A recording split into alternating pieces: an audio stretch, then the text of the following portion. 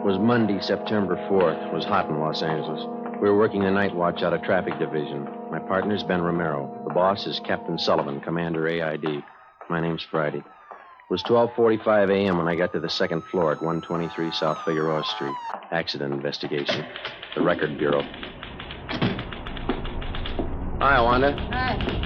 Sergeant Romero come back with you? I got a phone message for him. Oh, he's over at Georgia Street. He'll be back in a couple of minutes. You got time to take a 15-7? Sure. I got some additional information on a hit-and-run felony. All right. Whew. Pretty warm up here, isn't it? Mm-hmm. Coffee over there if you want it. No, thanks.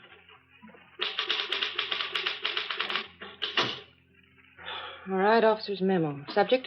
Investigation of hit-run felony. DR number 467923. Location, 7th and Carondelet Streets. It's Carondelet. Mm-hmm. September 3rd, 11:15 p.m. Division reporting, AID. Division of occurrence? Central. Hmm? Central. Date and time occurred, September 3rd, 11:15 p.m. Location of occurrence, 7th and Carondelet. Just going to run long, Sergeant? Oh, page and a half. Go faster in shorthand. I can transcribe it later. All right. Excuse me. This is for Captain H.W. Sullivan, commanding AID. Mm-hmm. Sir, on the above date at 11:20 p.m., the undersigned officers went to the corner of 7th and Carondelet Streets in response to an ambulance follow-up traffic. Mm-hmm. On our arrival there... You got any matches, Wanda? Yeah, here you are. Okay, thanks. On our arrival there, we were met by 11T. We witnessed ambulance attendants placing an unconscious woman in an ambulance. She appeared to be critically injured. The victim was removed to Georgia Street Receiving Hospital. All right. We then interviewed a man who identified himself as Chester J. Crawford, 540 Green Oak Drive. He stated that he was acquainted with the injured woman and that her name was Sheila Gordon, Gordon, 7832.5 7th Street. Crawford told us that he was taking her home from a dance. They arrived at the intersection of 7th and Carondelet Streets at approximately 11:15 p.m. 11:15. Okay? Yeah. Crawford further stated that while he and Sheila Gordon attempted to cross the intersection, an automobile headed west on 7th Street went through the red traffic light. Right. Did you read that last part back? Attempted to cross the intersection. An automobile headed west on 7th Street went through the red traffic light. Okay. Crawford told us that he jumped out of the path of the car and tried to pull Miss Gordon with him. He said that the car struck her down without slowing down, continued out 7th Street, and disappeared. Wait a minute. Oh, I'm sorry. And disappeared. Okay. Crawford stated the hit-and-run car was either a Dodge or a Plymouth, but it could have been either last year's model or this year's. He described the car... That's too fast for you? That's all right. He described the car as either light blue in color or bluish green. Said that he failed to get the entire license number, but that the last three numbers on the rear plate were either 804 or 304. 804 or 304. That's right. Okay. Fine. Crawford said he made an attempt to follow the hit-run car, but that he was unable to obtain transportation. He stated he then ran to a phone at the Corsev Bar and Grill. Spell that? What? Corsev. Oh, Corsev. That's at 7th and Carondelet, and called the police. And the undersigned officers then obtained Crawford's full name, address, phone number, and proceeded to question residents in the neighborhood. And were unable to locate any other witnesses besides Crawford. Okay. Hi. How'd you do? Oh, I saw her. That's about all. Doctor says we won't be able to talk to her for at least a couple of days, maybe not at all. What's your chances? 50-50 if she's heavy on luck. 3 broken ribs, brain concussion, internal injury. What'd Lee Jones have to say? Is that all the report, Sergeant? Oh, yeah, Wanda. We'll have the rest for you a little later. Thank Okay. I'll type this much up as soon as I can. Thanks. Sure.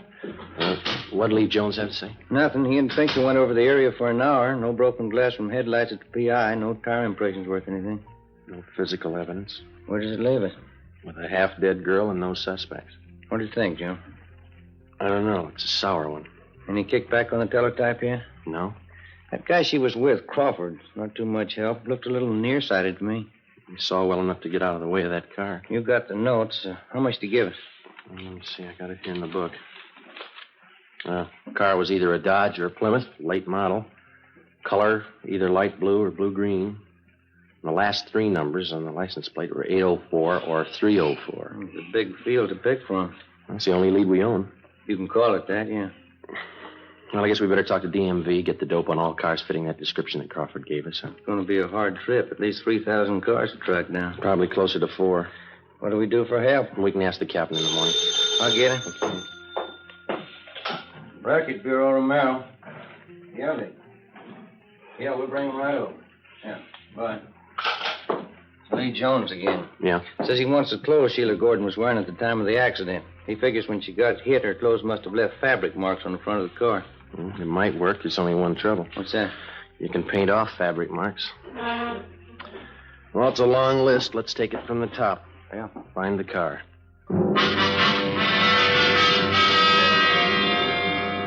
Tuesday, September the 5th. We called Mark Benson at DMV and asked for full information on all vehicles fitting the general description of the hit-run car. We went back and talked to the only witness to the hit-and-run, the victim's boyfriend, Chester Crawford. He could add nothing to what he had already told us. There was no response to the local teletype and the all points that were sent out the night before. Garages, auto repair, and paint shops throughout the city were also alerted. Meantime, at General Hospital, the victim, Sheila Gordon, was still close to death. The search for the hit-run car went on. 2 days passed. Thursday, September 7th. The information we requested from DMV was being checked out and compiled. Ben and I met with Captain Sullivan. That's the last of them, Skipper. All the cars in this area that fit the general description of the one we're after. You just get it? Yeah. How many cars did they list? 4,620. Even more than you expected, eh? Yeah. No chance at all of narrowing it down? None that we can see, no. Terrific order. Well, we tried to figure it from every angle. Now we can do it 2 ways. Yeah? We keep the alert on for the hit-run car around the divisions, all the garages in town, the auto repair shops. In other words, we can wait it out. Maybe we'll get the guy, maybe not. Yeah? Or we can check out every one of the cars on this list and the registered owners. Well, the first way isn't going to do the job. We know that. 4,600 cars. How much help will you need? About 30, 40 men. How long? A couple of weeks, maybe more. All right. I think I can get them from Metro Division. When do you want to start? First thing tomorrow. Okay, I'll set it up. All right, Skipper. Thank you. Excuse me, Joe. There's a lady out here to see you. Okay, thanks. We'll check you in the morning, Skipper. Right. That's her over there. Thank you. My name's Friday, ma'am. This is Sergeant Romero. How do you do? I'm Dora Lytell, Sergeant. I'm Sheila Gordon's landlady, the girl in the accident. Yes, ma'am. Well, Mr. Crawford, he was with Sheila that night. He told me about you, and he said he thought you might be able to help. How do you mean? Well, it's a long story. You see, when Sheila Gordon first came to live at my rooming house, she was a good girl like the rest. Lately, well, her being sick now and all, I don't like to say it. Yeah? Well, frankly, last few months before the accident, Sheila just went bad completely. I don't think I follow you, ma'am. Oh, you know, carousing, all kinds of men, visitors, had a different man in her apartment every night. Well, we're investigating a hit-run case, ma'am. Sheila gets out of the hospital. Hate to talk about her when she's sick like this, but when she's all right, I don't want her back in my rooming house. I'm afraid that's none of our business either, ma'am. But if you could talk to Sheila, persuade her to move from my house, I don't want any wrangle with the rental board again. Couldn't you talk to her? I'm sorry, there's nothing we can do, ma'am. You better talk to her yourself. It'll just be another row like the last time. Shameless woman. I don't want Sheila Gordon back in my house. I'll go to that hospital myself and tell her. She's a pretty sick girl. It's not my fault. Go right over to that hospital and tell her what I think of her. She's hurt pretty bad. So am I. She's hurt me. What's the difference? You haven't been run over by a car.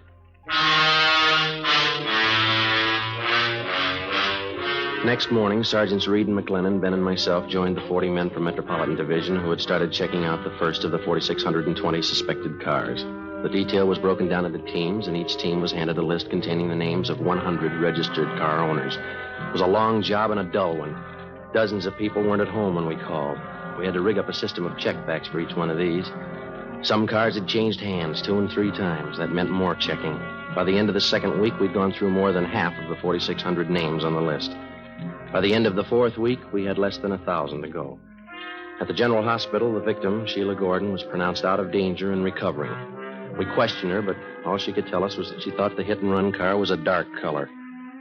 The search went on. Monday, October 6th. Ben and I spent a 10-hour day checking a list of car owners south of town.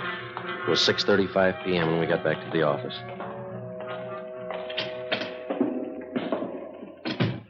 Hi. Hi, Reed. How'd you do today? Fair. Looks like we got one. What do you mean? Guy's name is Ralph Angelo. Let's see. 8690 Backerley Road. Checked him out early this morning. First call. What'd you get? One's a late model Plymouth, light blue. License number, there it is, 17 Arthur 2804. Wasn't home. Talked to his wife. Yeah? She said the car's been sitting home in the garage for the past month. Husband won't drive it. What's the story? Told her there was something wrong with it. He was going to trade it in. McLennan and I tried it. Car's in first-class shape. What about the front end of the car? Pretty clean. One of the bars in the radiator grill slightly bent. Soft crease on the hood, another one in the right fender. Did you bring the car in? Yeah, Crown has been working on it since lunch down in the garage. Anything else? Found a gas receipt in the glove compartment, dated September 3rd, night of the accident. Where's Angelo now? Santa Barbara, business trip. Due home tonight about 10. McLennan and I will pick him up then. See what he's got to say. That sounds good. How many possibilities does that make, Joe? Well, let me see. Out of 3,700 we've checked, about 4 good ones. I'll get that. Accident investigation, Friday. Hi, Joe. This is Lee Jones. Yeah, Lee. Just finished checking the Plymouth Reed and McLennan brought in. Did you find anything? Fabric prints on front bumper on the hood. No? Indentation of soft object on hood and right front fender. Something else on that fender. What's that? Set of lip impressions. What's it mean? We found the car. Only one job left. Yeah? Find the driver.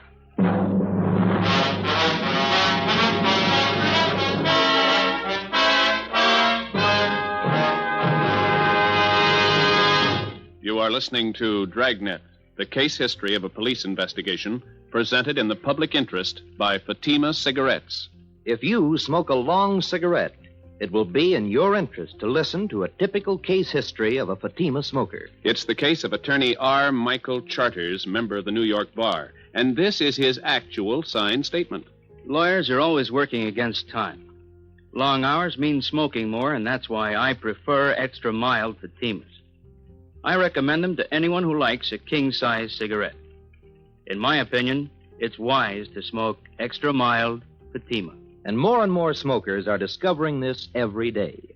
Actual figures show Fatima has more than doubled its smokers coast to coast. So enjoy Fatima yourself. The long cigarette, which contains the finest Turkish and domestic tobaccos, superbly blended to make it extra mild. You will prefer Fatima's much different, much better flavor. You will agree. It's wise to smoke extra mild Fatima. It's wise to smoke extra mild Fatima. The best of all long cigarettes.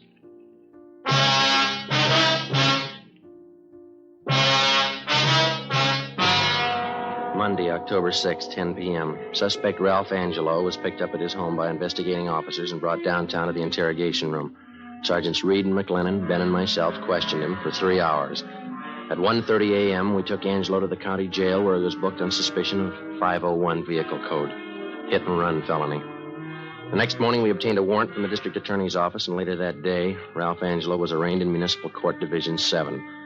The date was set for his preliminary hearing in Municipal Court. Sheila Gordon recovered from her injuries and was released from the General Hospital.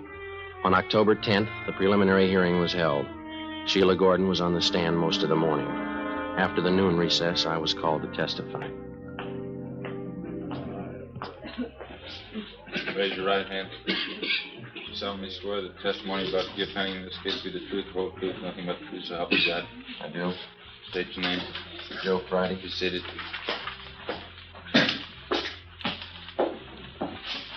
State your name, please. Joe Friday, Your address.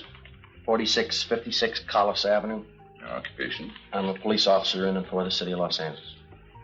Are you one of the investigating officers assigned to this case? I am?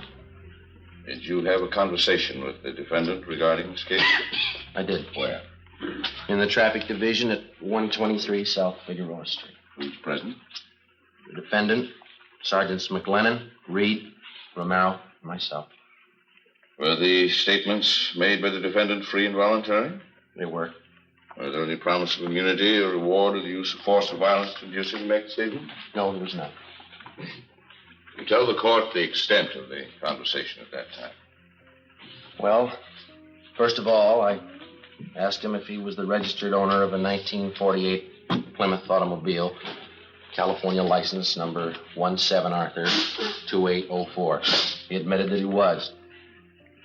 And then I asked him if he was driving that car on the night of September 3rd. He said he was, but that he did not drive anywhere near the location of the hit-and-run felony that night at 7th and Carondelet Street. Did the defendant tell you where he drove his car that night? No, sir. Did you ask the defendant where he drove his car that night of September 3rd? Yes, I did. And what did he answer? Well, he said, it's none of your business. Did you persist in this line of questioning? Yes, I did. The defendant continued to refuse to give you the information? That's right. Did the defendant state where he was on the night of September 3rd, between 10 p.m. and midnight? He refused to tell us. Did you advise the defendant at that time that his car had been impounded for investigation? That's right. Did you advise him that several points of incriminating evidence had been found in the car? Yes, we did. And what did he say in answer? Well, he said, you can't prove a thing. I wasn't near the place. You can't prove a thing. Was that the extent of the conversation between you and the defendant? It was. Thank you, that's all. Counsel for defense? No questions, Your Honor. Leland Jones, come stand.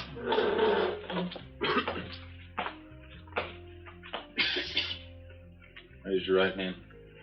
You solemnly swear the testimony you're about to give pending this case be the truth, the whole truth, nothing but the truth, so help you God. I do. State your name. Lee Jones. Please state it. Your occupation? I'm a police officer in and for the city of Los Angeles. What particular detail are you assigned to? I'm a lieutenant in charge of the police crime laboratory. Well, counsel for defense stipulate the witness is a qualified forensic chemist? So stipulated. Mr. Jones, you are the commander in charge of the police department's scientific investigation division, is that correct? Yes, yes. Jones, I will show you a photograph of an automobile. California license number 1782804 to be marked People's Exhibit C. Have you ever seen this car before? I have. Where and when did you see it, please? I saw it at the traffic division garage, 123 South Figueroa Street, Monday, October 6th this year. Did you make examination of this car at that time? I did. What did the examination consist of? And what were your findings? I made a systematic examination of the car using oblique lighting from a 500-watt photo flood lamp and a bell-type reflector. I found the following evidence. On the front bumper of the car, I found fabric marks consisting of 51 threads to the inch. I then took a perpendicular photograph of those marks with a copy camera. Here is a photograph of that portion of the bumper containing those marks. Now, I wish this photograph be marked People's Exhibit D for identification. Let it be so You marked. proceed, please, Mr. Jones. What else did you find in your examination of the defendant's car? I found fabric marks on the cowling of the car, extending back onto the hood. These marks were made by fabric having a weave of 38 ribs to the inch. I have here a photograph of those marks. Thank you. I'm going to ask this photograph to mark People's Exhibit E. So marked. What else did you find in your examination of the car, Mr. Jones? I also noted an indentation in the right portion of the car's hood. It had the appearance of having been made by a soft object enclosed in fabric striking the car. Would a human body struck by a car make such an indentation? Yes, it would. Here's a photograph I took of that indentation on the defendant's car. I'm going to ask this photograph to mark as People's Exhibit F. So marked. All right, continue, Mr. Jones. On the top of the right-hand fender of the car, I found a lip imprint in red lipstick. I lifted that print with a piece of cellophane tape, then placed the tape on a plain white card, which I have right here with me. Thank you. Ask this card to mark People's Exhibit G. So marked. Now, Mr. Jones, these pieces of evidence which you found on the defendant's car, did you compare them with other objects? I did. Will you please state what comparisons you made and your findings? Well, in the first place, I find that the fabric marks in People's Exhibit C, taken from the bumper of the car, has the same count per inch as the stockings worn by the victim, Sheila Gordon. Secondly, I found the fabric marks shown in People's Exhibit D from the cowling hood of the car to be the same count per inch as the coat worn by the defendant. I further made a comparison between the lip imprint found on the right fender, as shown in People's Exhibit G, and various exemplars of the victim's lips. She made the exemplars by placing her lips against heavy, stiff white paper. I Have those exemplars with. Huh? That's David Mark's People's Exhibit H. So marked. Now, may I ask, how did the lip imprint taken from the defendant's car compare with these sample imprints made by the victim's lips? I found that there were 17 points of similarity between the two. These points of similarity consist of various small lines or wrinkles which match identically, as may be seen in the photographs. Huh? Jones, do you have an opinion as to the origin of the lip imprint on the defendant's car as shown in People's Exhibit G? I do. What is that opinion? It's my opinion that the lip imprint on the defendant's car, as shown in Exhibit G, was made by the lips of the victim, Sheila Gordon.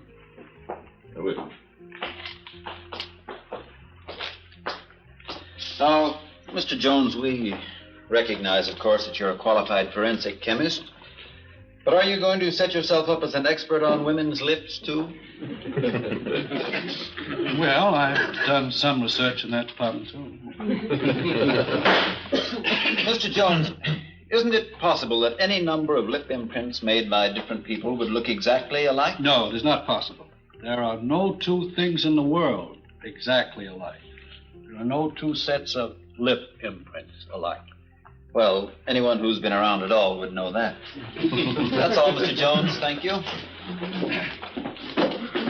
The people's case, Your Honor. Counsel for the defense? We will not offer any defense at this time, Your Honor. It appears to me that a felony has been committed and reasonable cause to believe that the defendant committed it. The defendant will be held to answer in Superior Court. Tuesday, November 4th. Suspect Ralph Angelo was arraigned in Superior Court, Department 88, and the date of his trial was set for December 1st. During the weeks preceding the set of the trial, we worked with Lee Jones in the district attorney's office preparing the case against Ralph Angelo. 2 days before the trial opened, we had a visit from one of the men from the DA's office, a process server. All right, Bert. Hi. We got trouble. Yeah? Sheila Gordon's disappeared.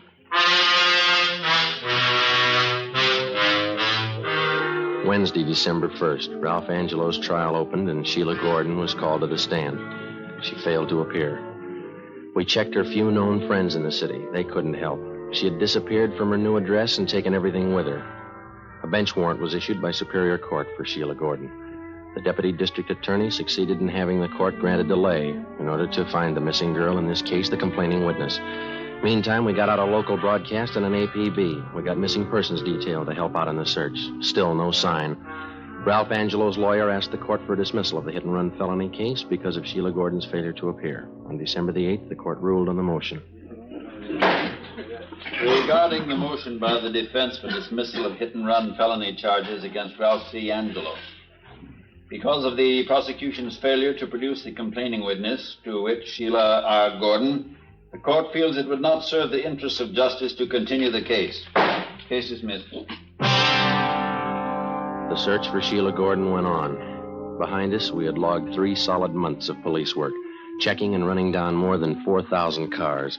Hours of labor in the crime lab. More hours pounding the pavement, questioning people, checking, rechecking. Without a trial and a conviction, it didn't mean a thing. 3 days before Christmas, we received information that the missing girl was living in a small town south of Los Angeles. Ben and I checked the address. What was the apartment number? 7A, Wanda. Oh, yeah. Mm-hmm. Again.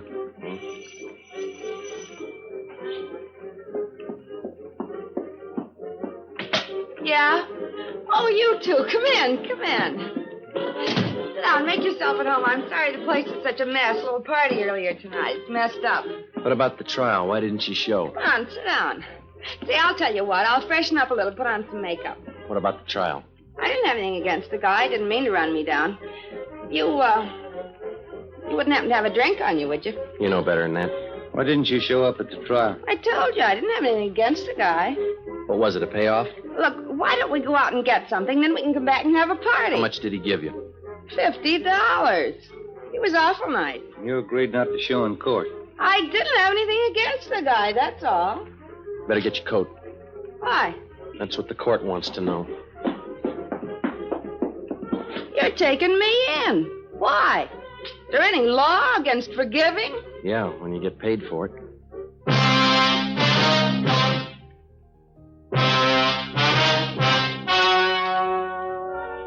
The story you have just heard was true. Only the names were changed to protect the innocent. On February 3rd, trial was held in Superior Court, Department 88, City and County of Los Angeles, State of California. In a moment, the results of that trial. It's amazing how many long cigarette smokers are changing to Fatima.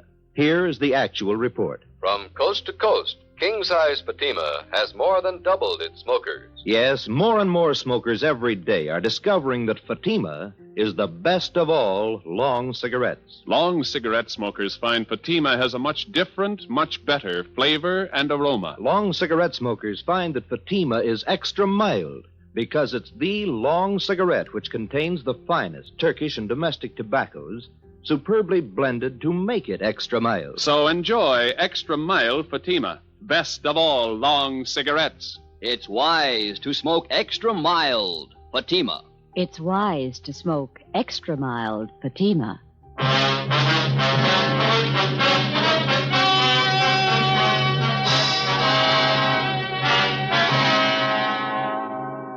Sheila Gordon was returned to Los Angeles, and a new date was set for the trial of Ralph Angelo. Subsequently, he was tried and found guilty as charged. Angelo was also tried, along with Sheila Gordon, for compounding a felony. They were both convicted and received the sentence as prescribed by law. They are now serving their terms in the state penitentiary. You have just heard Dragnet, a series of authentic cases from official files. Technical advice for Dragnet comes from the Office of Chief of Police W.A. Wharton, Los Angeles Police Department. Fatima Cigarettes, the best of all long cigarettes, has brought you Dragnet from Los Angeles. The Halls of Ivy is especially pleasant listening tomorrow on NBC.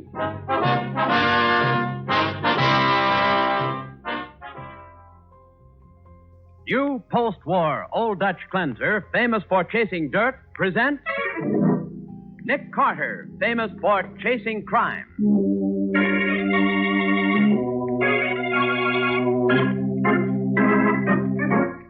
Every week at this time, two great names are joined as new post-war Old Dutch cleanser brings you one of the most resourceful and daring characters in all detective fiction, Nick Carter, Master Detective.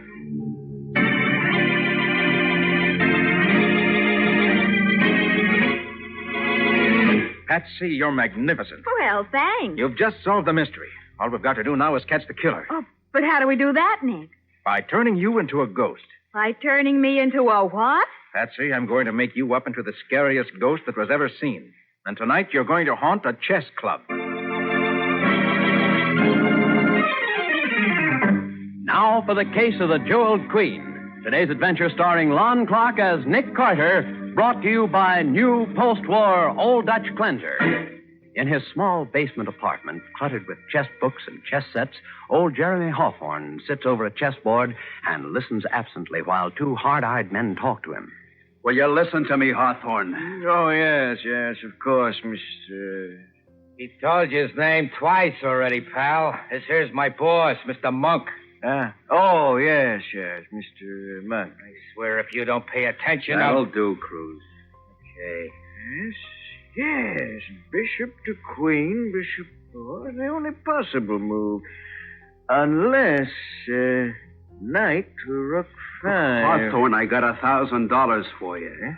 What's that? Well, $1,000? What? That woke him up. Look, you remember the old National Chess Club, the old marble mansion on East 20th? Oh, yes, do I not? I'm the last surviving member. Ah, what great old days we had at the club. It's been closed now for, let me see. For 40 years, and it's been falling to pieces all that time. Yes, that's right. If it hadn't been for that terrible scandal, the club would still be... Look, I'm not interested in the club or its scandals. I'm interested in you. Oh, you're a chess player, Mr... No, I'm the guy with $1,000. I'll pay it to you. But, for what? For your right title and interest in the club. My dear sir, you're cheating yourself. There isn't anything in the club but old books and old furniture. Hardly worth $50, let alone... Look, I'll pay you $1,000 for everything in the building. Everything that's your property as the last surviving member. All you have to do is sign this release. Mr. Monk, this is ridiculous. The place is a liability. Look, maybe so, Hawthorne. You just sign the paper and take this $1,000. I'll take the liability.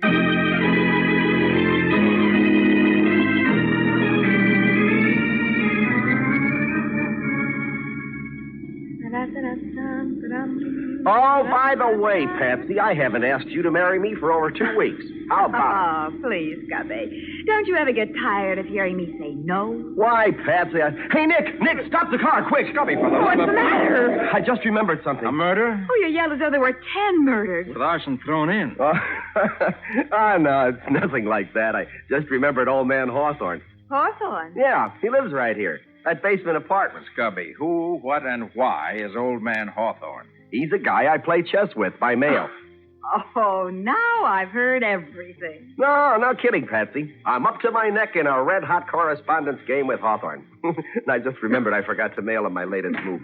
Hey, get back in the car, chess champion. We're late for dinner already. I'll lend you a postcard. Won't take a second, Nick. I'll be right back. He'll probably fling open the door and howl, check. And scare old man Hawthorne to death. Patsy, did I ever tell you the story about the man who won a chess game because he couldn't talk cannibal? Another Nick Carter special on the way. It seems this man was captured by cannibals down in New Guinea. Uh-huh. And while they were boiling the pot... Hey, Nick, hey! But that's Scubby. What's the matter with him? No, it doesn't sound as though he's making a chess move either. Hey, Nick, you gotta come into Hawthorne's place right away. This is awful. What's the matter, Scubby? You need advice on your next move? I'll say I do. Hawthorne's dead. Oh! He's committed suicide.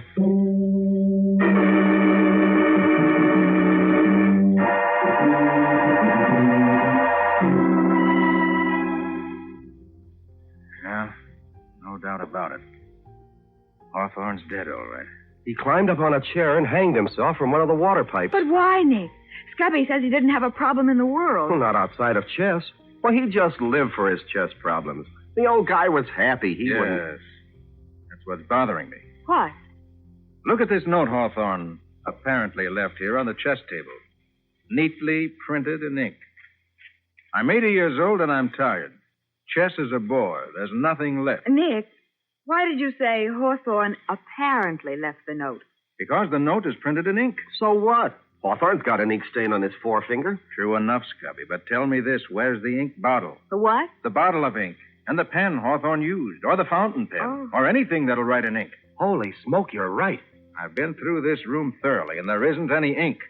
So how could Hawthorne write that note? Well, maybe there's a pen in his pocket. No. I've searched him. There's nothing on it but some small change and a handkerchief. Then he didn't write that note. No, Scubby, he positively did not.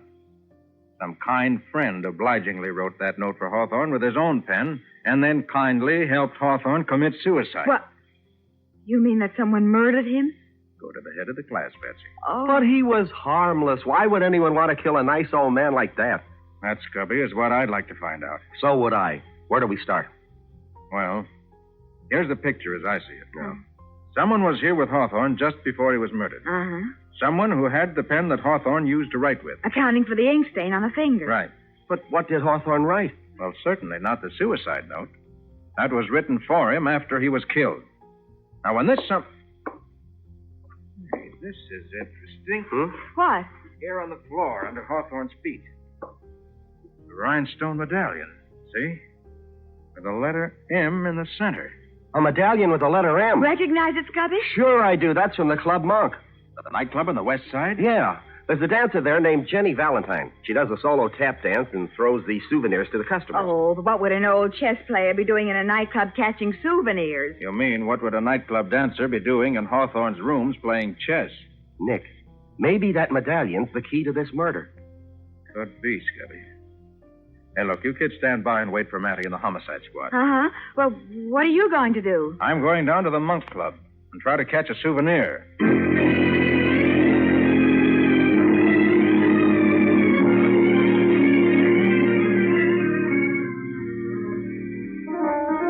I can't give you any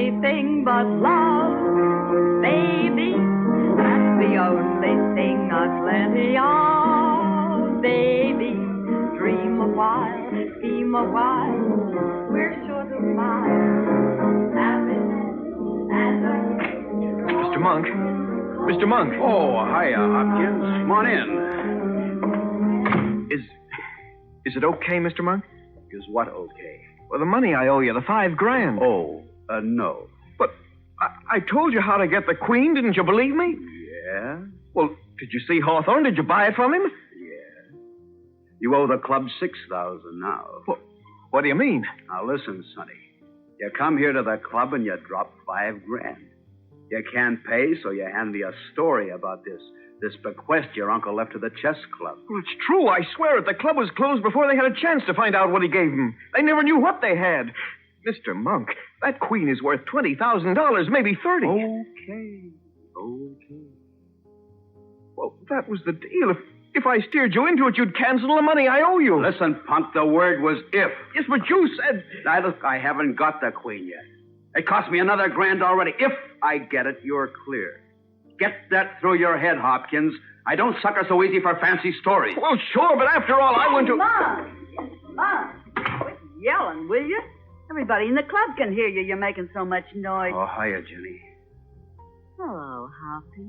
Hello. Oh, Hoppy. Don't you love me anymore? No.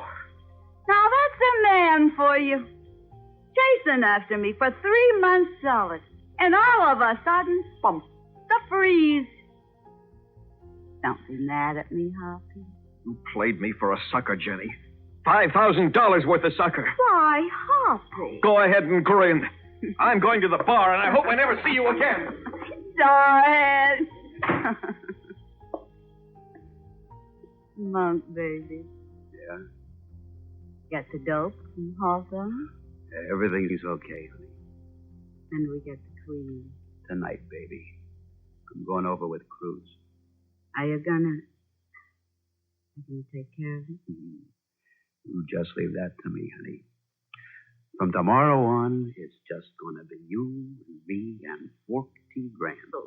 Go, Monk. Look, better go up to your dressing room now. Cruz may get ideas if he sees us. Say it again. Say it again about you and me, Monk. You and me and $40,000.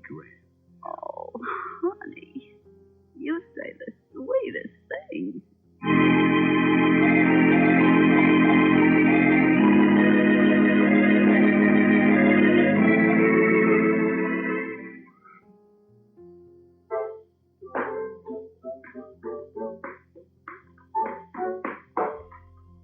Oh, this dressing room smells like a perfume factory.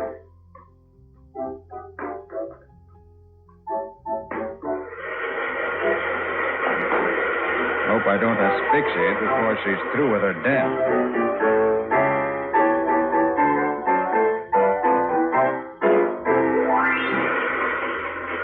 What?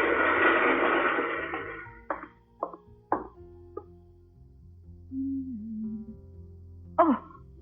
Miss Valentine? Yeah. The doorman told me it'd be all right to wait in your dressing room.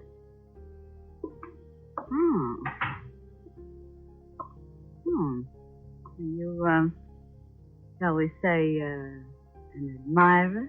Perhaps, in a way. Very good looking. You, like my dance? I haven't seen it, so I wouldn't know. Well, what are you hanging around my dressing room for? Miss Valentine, I'm Nick Carter. The detective? That's right. Now get out of here. I'm not quite ready to leave yet, Miss Valentine.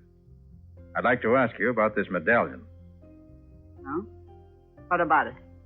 Why'd you give it to Jeremy Hawthorne? Jeremy Hey, look, I throw hundreds of those things around every night, but how should I know who catches them? Of course, Miss Valentine, but you do know Hawthorne. But I throw... Don't deny it. You showed it on your face when I mentioned his name. Get out of here.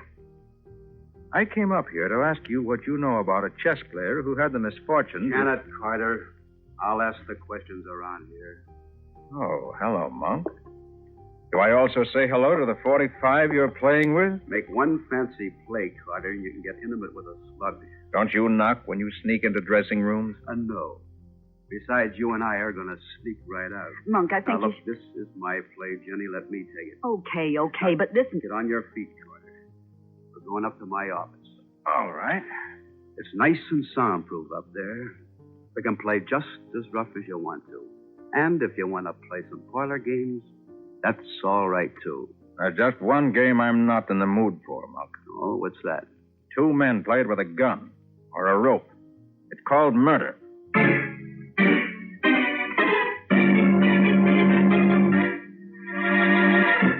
So Nick was right in his guess that Hawthorne was known to both Jenny and Monk. We'll see where that leads him in just a moment when we hear what Monk has to tell him in his private soundproof office.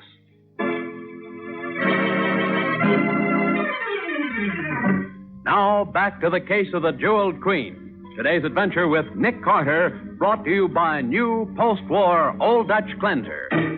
At the point of a gun, Nick is ushered into Monk's soundproof office on the second floor of the Monk Club. Monk closes the door sharply and... Sit down, Carter. Thanks. Now, listen. I had trouble with you before. I know you're a smart cookie, and I know you're dangerous. That's why I use a rod when you're around. Put your cards on the table, Monk. Carter, this is one deal that's on the level. What deal? The deal with Hawthorne. Oh? Well, this is very interesting. Go ahead, Monk. Sing your song. Well, a rich kid named Hopkins got in the red for me for $5,000. So he couldn't pay. And so his old man wouldn't hand over the dough. So Hopkins steers me into a deal to square it. What deal? You going for history, any? I've read a book or two. Well, get a load of this.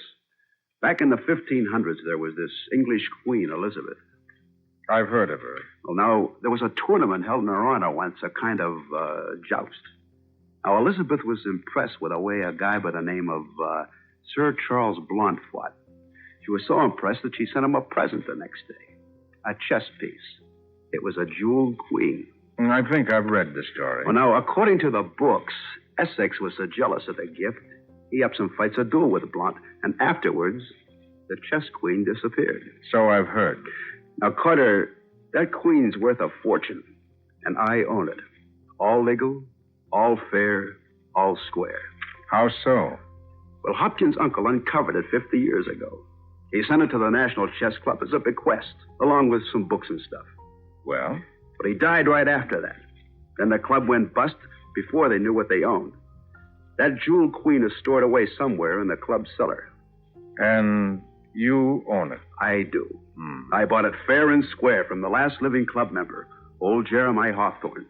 I got a bill of sale of the club property signed by him this afternoon for $1,000. So that's how he got the ink stain on his finger. What? Nothing. Now, tonight I'm going down to the clubhouse and get what I own. All legal and above board, right? Except for one little detail, Monk. Name it. Somebody murdered Hawthorne. Well,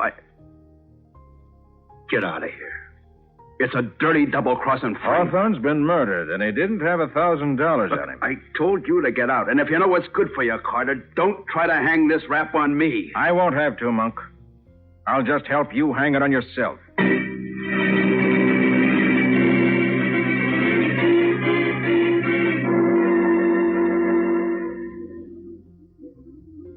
Your hat, Mr. Carter. Thanks. Don't you like the Monk Club, Mr. Carter? Sure. Like it fine. But I don't like the people in it. Good night. Good night, Mr. Carter. Come again soon. Just a minute. What? Well, Mr. Alfred Cruz, isn't it? How are you, Alfred? Last time we met... Carter, what do you want with Jenny? Take your hand off me, Alfred. What was you doing in Jenny's dressing room? Don't see why that's any of your business. It sure is. She's going to be my wife. That so? When? In a couple of months. She's a beautiful kid. Everybody's chasing her. Like that kid Hopkins, even Monk. I don't want you around her, too. I have no intentions of chasing her, Alfred. Now, will you please get out of my way? You don't bluff me with fancy talk, Carter. I swear I'll break your neck if you go near her. If you want a sample... You don't step aside, Alfred. Yeah, see how you like this. I really hate to do this, Alfred, but... When you get up again, I hope you'll have more sense.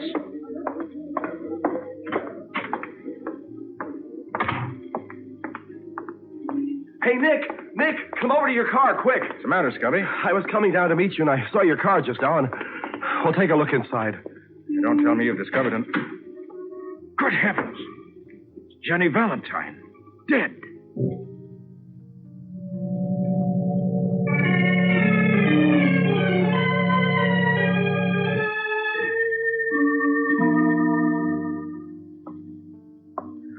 a mess. What a confounded mess. First Hawthorne, then Jenny Valentine. Oh, stop pacing, Nick. You're making the office whirl around in circles. Nick, I'm scared.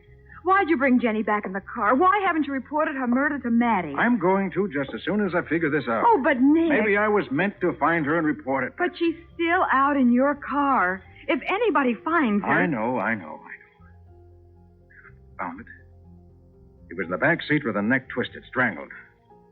It's as though she'd come to the car and was waiting to speak to me after I left the club. Only the killer came along and spoke to her first. Nick, you've got to do something. I know I do. I'm trying to think. Well, my money's on Monk. He's our meat. Maybe. Oh, did Jenny tell you anything that could help? No.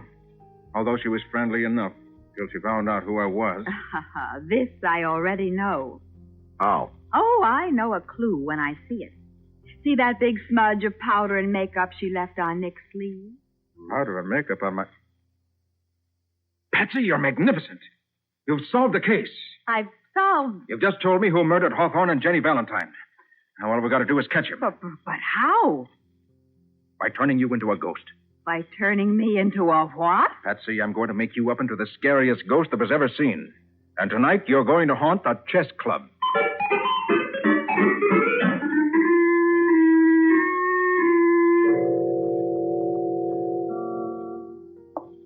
I guess Hopkins guessed right, Cruz. And all through this old chess club. Stuff must be stored down in the cellar. Okay, come on.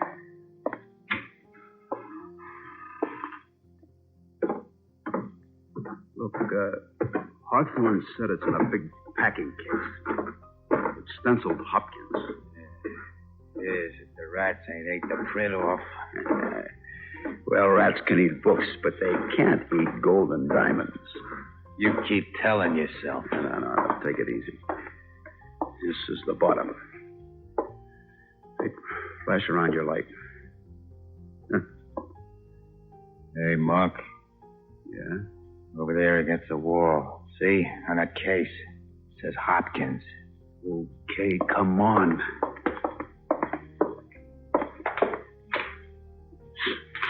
It's falling to pieces. Come on, get it open. Easy, Monk.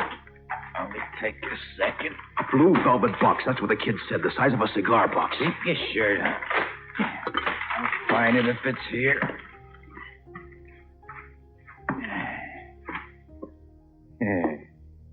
There it is. Okay. All right, hand it over. What's your hurry? I'm as much interested in what's in here as you are. Look, I got news for you, Cruz. You're not taking it out of here. What? I'm taking the Queen, Cruz, and I'm leaving you behind. Oh, you dirty... Put away that rod. Look, Jenny wants it that way, Cruz. It's too bad, pal. Give me the Queen. Dirty double-crossing. You and Jenny ain't gonna cross me up, Monk. For the love of... Cruz, look! At the top of the stairs, Cruz, look!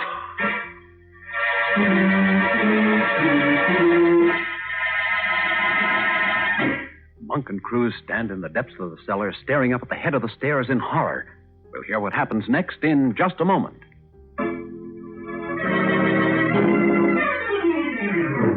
Now for the conclusion of the case of the Jeweled Queen. Today's adventure with Nick Carter, brought to you by new post-war Old Dutch Cleanser. As Monk and Cruz stand transfixed in the cellar of the National Chess Club, Nick whispers to Patsy, who stands at the head of the stairs in a glowing green drape. And Patsy... Cruz, look! At the top of the stairs, look! It's a dame.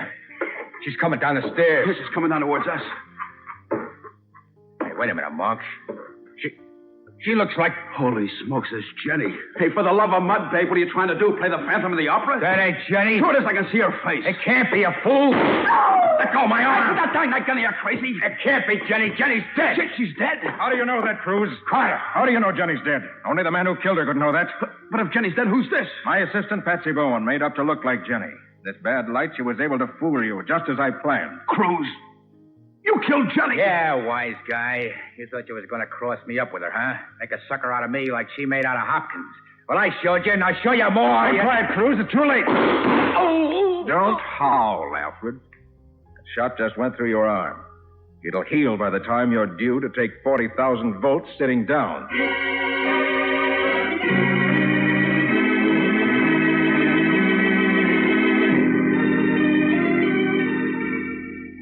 That's right, Patsy. The old story of thieves falling out. Huh? Well, what do you mean, Nick? Well, Cruz knew he was being double-crossed by Jenny and Monk, so he decided to return the favor and double-cross them. Oh. Well, is that why he went back and killed Hawthorne after Monk made the deal? Tried to frame Monk by dropping that medallion. Mm-hmm. Then to fix Jenny, he strangled her and left her in my car. And in that way, he figured Monk would take the rap for Hawthorne's murder and Jenny would be dead and both would be out of his way. Exactly. Oh. He'd collect the Jewel Queen and live happily ever after. Golly. Nick, I still don't understand how I solved the case. Why, Patsy, you did it when you saw that smudge of makeup on my arm. Will you please explain? I most certainly will explain. Patsy, the only person who could have touched me while I was in the Monk Club who had makeup on his hand was Cruz. Remember I told you how he knocked my arm? Yeah, just before you hit him and knocked him down. That's right. Well, he must have smudged my arm with makeup, which means he must have got it on his hands from Jenny's neck. Well, I'll be darned. So he had to be the man who strangled her. Yeah, but what about the Jewel Queen? The Jewel Queen goes to Monk. He bought it legally, so he's entitled to it. Oh, shucks. Oh, don't feel bad, Patsy. If you want one, I'll buy you a dozen tomorrow. A dozen? At the price? Mr. Monk is out $6,000, dear. The velvet box contained one very elaborate chess queen made of wood. Value, about $1.50. And it wasn't the real Jewel Queen? No, Patsy, it wasn't. Queen Elizabeth's chess piece is still at large, somewhere in the wide, wide world. Well, maybe Cruz will be able to ask Her Majesty where it is after he sits down in the hot seat. Why, Patsy, that's not a nice thing to imply. It isn't? Why not? Well, I certainly hope good Queen Bess isn't in the same place Cruz is going to. Besides, by then it'll be too late to do him any good.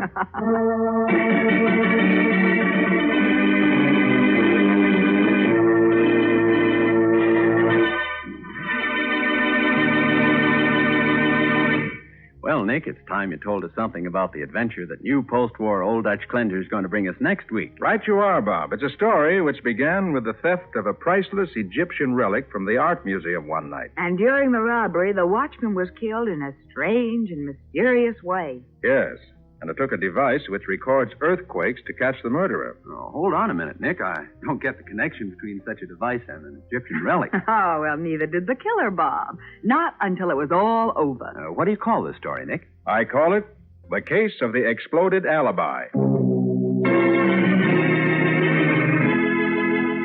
Nick Carter, Master Detective, is presented each week at this time and over these same stations by the Cudahy Packing Company, makers of new post-war Old Dutch cleanser.